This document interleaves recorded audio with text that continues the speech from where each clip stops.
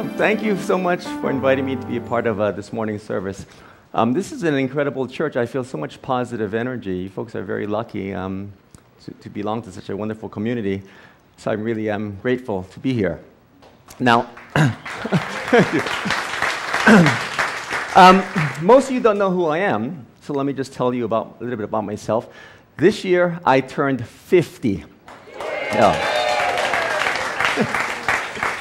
And I know what you're thinking when you look at me. Wow, he's still so good looking. Yeah. I know. But religion, and especially Buddhism, isn't about how you look. It's more about how you see. In fact, the word Buddha is related to our word to see. Not so much see in the physical sense, but more akin to spiritual understanding. As when we finally understand something, we say, oh, I get it, now I see. Moreover, the word religion literally means to reconnect. And so Buddhism is a way for us to see the world in a particular way, to see the connections between the individual and the world, to see how what is ordinary is connected to that which is extraordinary, to see the ways in which causes and conditions arise and people enter our lives and leave our lives, and to see the extent to which we are shaped by and shapers of the world around us and the world within us. One of the central teachings in Buddhism is the notion of impermanence and suffering. And because of this focus on impermanence and suffering, some people say, Buddhism is such a pessimistic religion. Nothing lasts, all is suffering. Indeed, a Shinto priest told me that in Japan, Shinto takes care of all the happy occasions, births and weddings, and Buddhism takes care of all the sad ones. And this may explain in part why, other than in Hawaii and on certain parts of the US mainland, in general, people do not get married at Buddhist temples. And why not? Because you don't want to be standing at the altar with the love of your life, and what is the Buddhist priest telling you? Nothing lasts. All is suffering. Mother-in-law.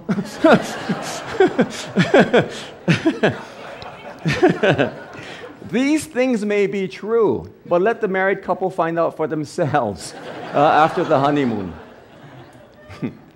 But Buddhists argue that Buddhism isn't a pessimistic religion if you look and see. It's a realistic religion, because that's just how things are.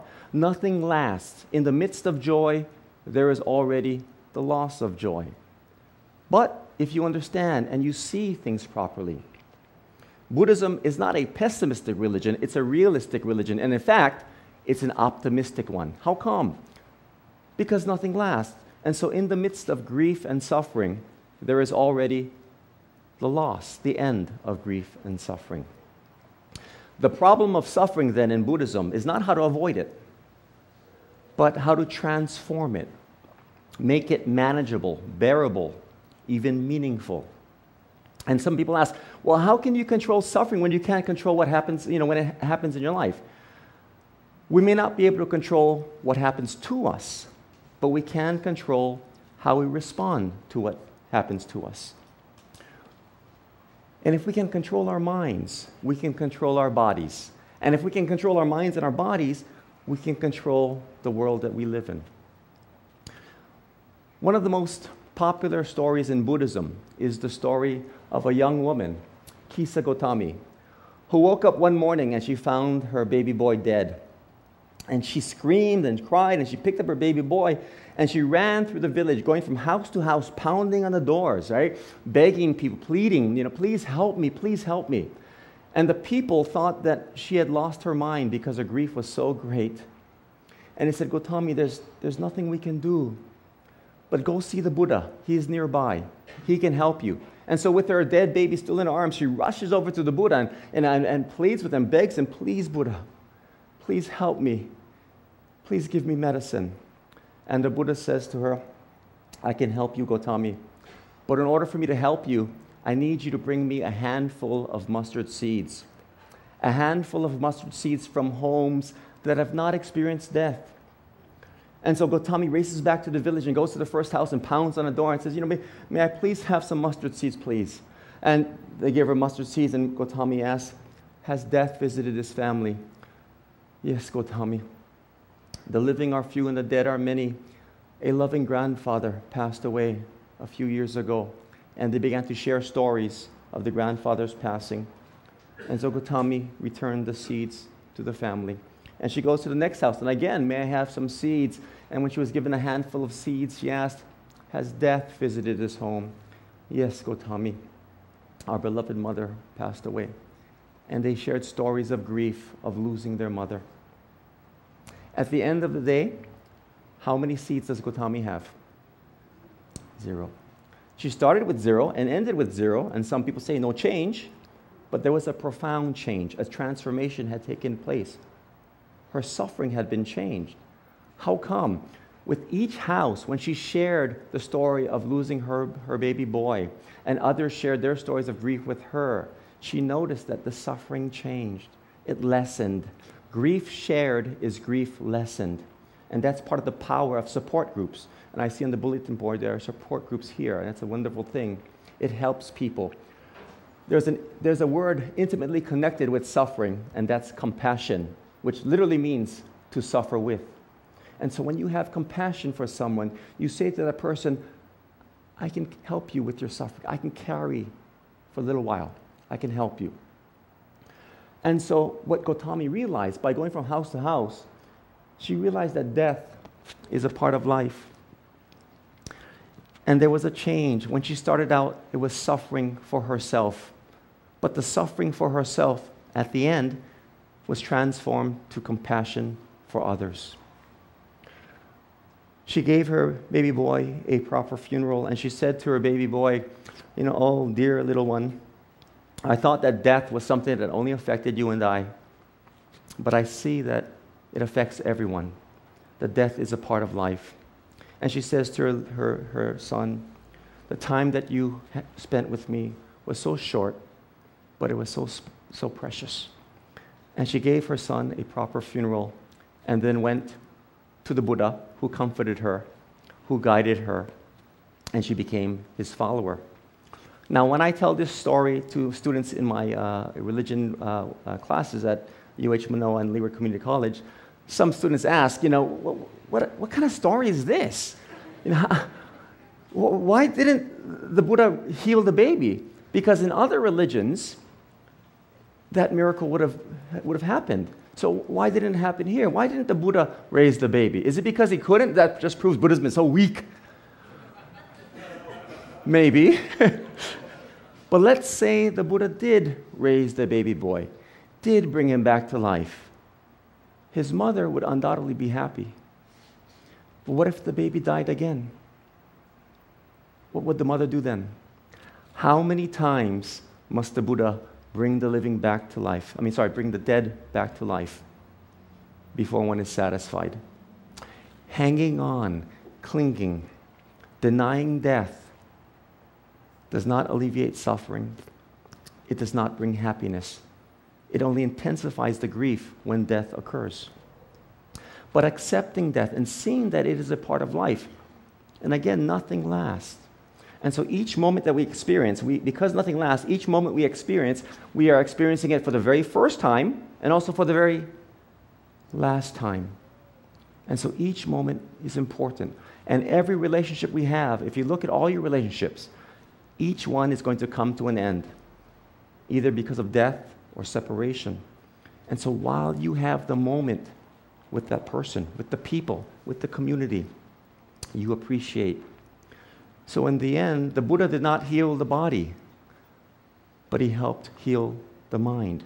He helped Gotami to see, to understand. Losing a loved one is difficult, but also giving up possessions can be difficult. During the time of the Buddha, there was a student named Angulimala, and he was the top student in the class. And because he was so smart, the other students, they were jealous. They didn't like him because he, brings up the class curve. They didn't like him. He's so smart. And what made it even worse, not only was he smarter than they were, but he was the teacher's pet. And so they really hated him, And so they thought, let's get him back. Let's get revenge on Angulimala. And the way they decided to get revenge was to spread a rumor. And the rumor that they spread was Angulimala is having an affair with the teacher's wife. And the rumor spread, and it got back to the teacher. And he was furious, right? How can this be? Angulimala, my favorite student, the smartest in the class. I give him a special treatment, and what does he do? He has an affair with my wife. Right? He was so furious. Now, at the time, it was the custom to give your teacher a gift as an expression of gratitude before you graduate. Right? And so Angulimala approaches his teacher and says, thank you so much for teaching me all these years. I learned about ahimsa, which is nonviolence, and peace and loving kindness. I learned this all from you. Thank you so much. What gift can I possibly give to you as an expression of my appreciation, as a token of my gratitude? And the teacher, he's so furious, right? So he says, Angulimala, you want to give me a gift? You want to give me a gift? This is what I want. 1,000 fingers. That's right, 1,000 fingers. One finger from 1,000 different people. And Angulimala is shocked, right? How can this be? Because I've been studying nonviolence and peace and loving kindness, and my master's asking me to harm someone and possibly even kill someone. How can this be? He didn't understand. But because he had so much faith in his teacher, he thought, this must be my teacher's last and greatest teaching. And so he said, well, okay, I'll try. And he goes out and tries to get 1,000 fingers. Now, I don't know if you ever tried getting 1,000 fingers. It's kind of tough. And so the first guy Angulimala approaches is, excuse me, I'm sorry to bother you, but would you mind giving me a finger? And the guy said, yeah, I'll give you a finger, Angulimala. No, the guy says, no, of course not, Angulimala, of course not. And Angulimala says, please, just one. No, get away, Angulimala, get away. No, just one. You don't need them all. Yes, I do. Just your pinky. No, I need the pinky. But why? How am I going to drink tea? Just one. No, Angulimala, get away, you're hurting me. In order for Angulimala to get the finger, what did he have to do to the guy? He had to kill him. He killed him and he sliced the finger off. And when he did this, Angulimala was just in shock. Oh my goodness, as the fingers, he's holding the bloody finger. Oh my goodness, how could I have done this? All these years of studying and learning about peace and loving kindness and nonviolence, have all been ruined. How could I have done this? Mama, ooh, just killed a man.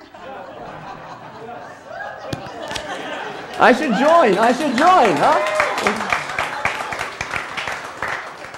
The music team is fantastic. It's incredible.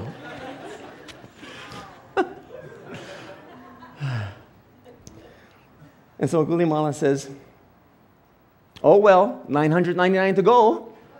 And so he goes and he kills a second guy, cuts off the finger. Right? It's a little struggle, but still he's successful. He has 5 fingers, 7 fingers, he has 10 fingers. And you know what he begins to realize? With each killing, things get easier.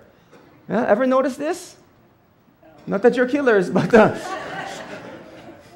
the first time you do something terrible, the first time you do something so shameful, you can't believe, oh my goodness, how could I have done that? Oh my goodness, I must be such a terrible person, right? And then you do it again, and each time it gets easier, right? And after a while, no biggie, come, let me show you how. Right? Just follow me. In fact, let's go set up a website, how to, right? And so he's got 15 fingers. He's got 20 fingers. By this time, do the fingers fit in his pocket? No. So he has to put the fingers on the bottom of a tree for safekeeping.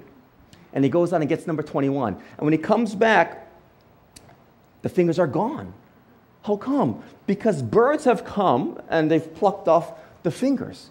And they start carrying the fingers away. He says, where are my fingers? And there's a bird with the finger in the mouth. Like, bird, come here, bird.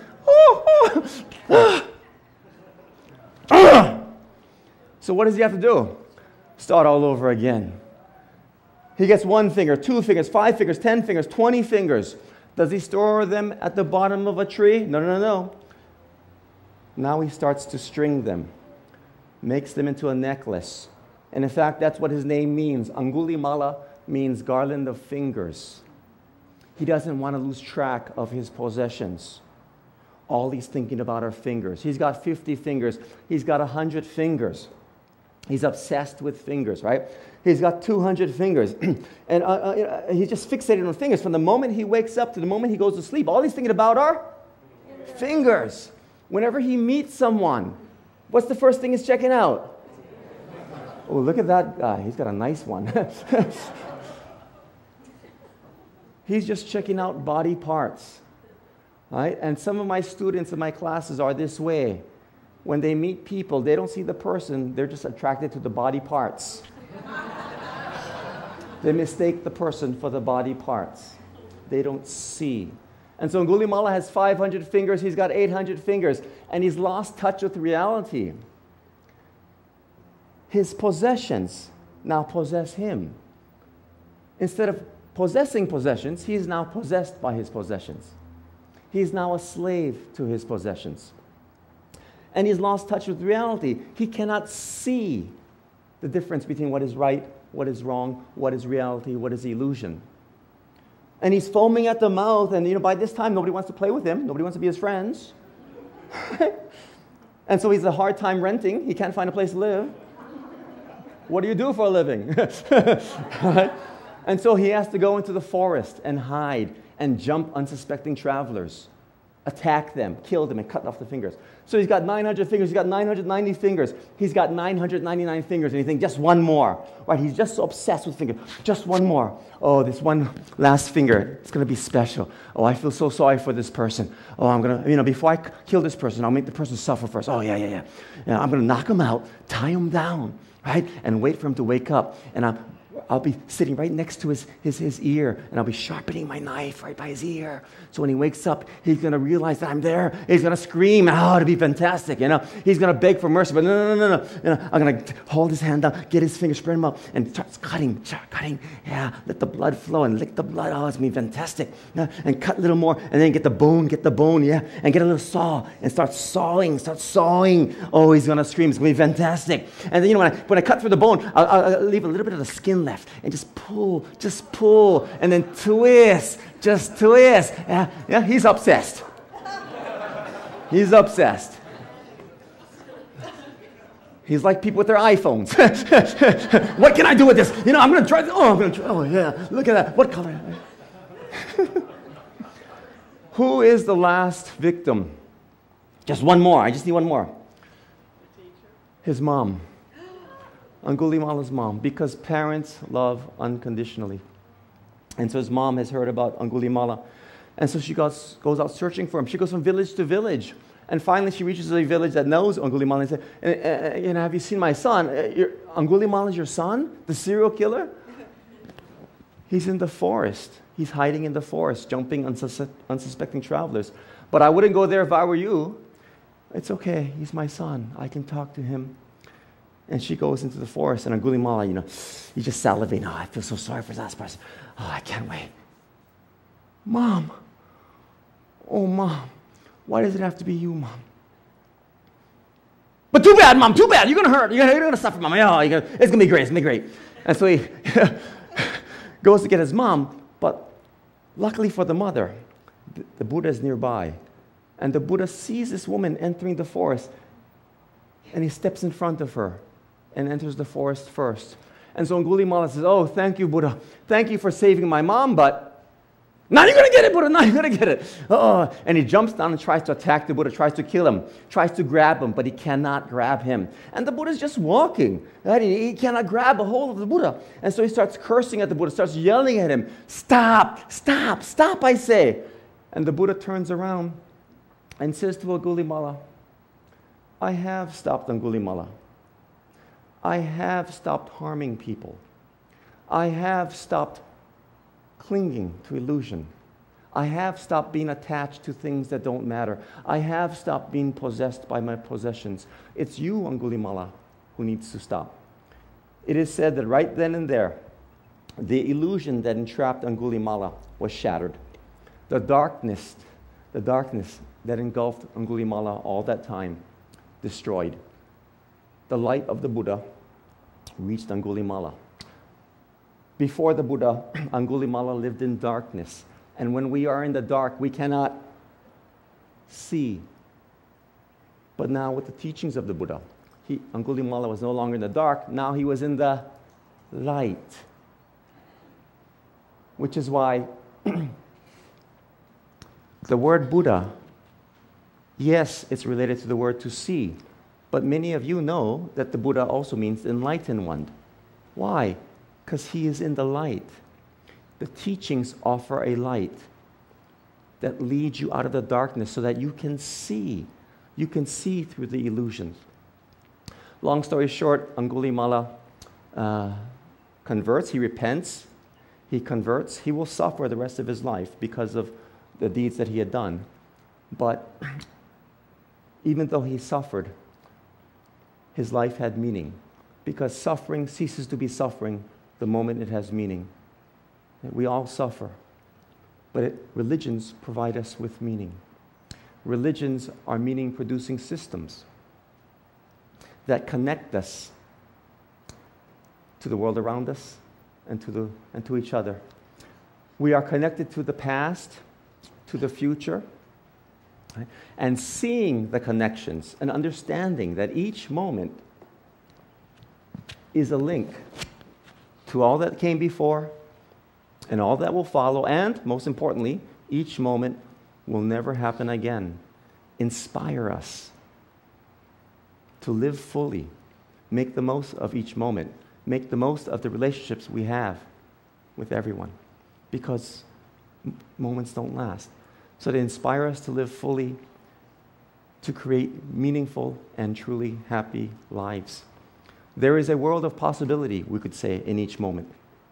Fingers and hands grasp and cling, or they can push away, reject, or they can embrace, appreciate, and then let go. There is an eternity in each moment. And some of you know this very well, because as you sit here listening to me, you're probably suffering, thinking, when is this going to end? It seems like it's an eternity. But actually, it's only been about 20 minutes if you look and see. Thank you. Thank you very much.